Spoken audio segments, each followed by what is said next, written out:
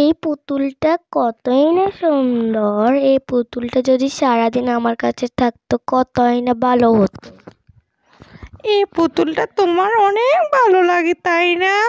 কারণ এই পুতুলটা আমার অনেক প্রিয় ছিল। এই পুতুলটা আমি আমার সাথে সারাদিন রাখতাম।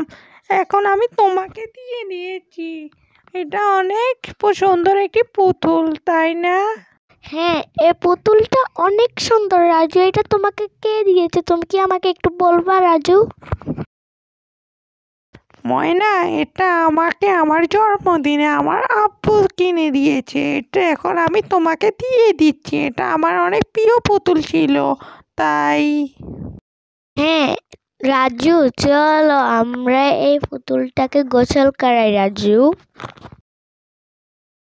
ময়না, চলো এই পুতুলটাকে আমরা সাবান দিয়ে ভালোভাবে গোসল করাই। এটি এখন একটি পরিষ্কার পুতুল হয়ে যাবে। প্রথমে তুমি সাবান দিয়ে ভালোভাবে ধৌত করে দাও। তারপরে আমি পানি দিয়ে পরিষ্কার করে দিব। আমি পানি দিচ্ছি ময়না, তুমি একটু সরে দাঁড়াও, তোমায় ভিজে যাবে তাহলে। এখন এটি একটি পরিষ্কার পুতুলে রূপান্তরিত হয়ে গিয়েছে। টাটা, বাই বাই বন্ধুরা।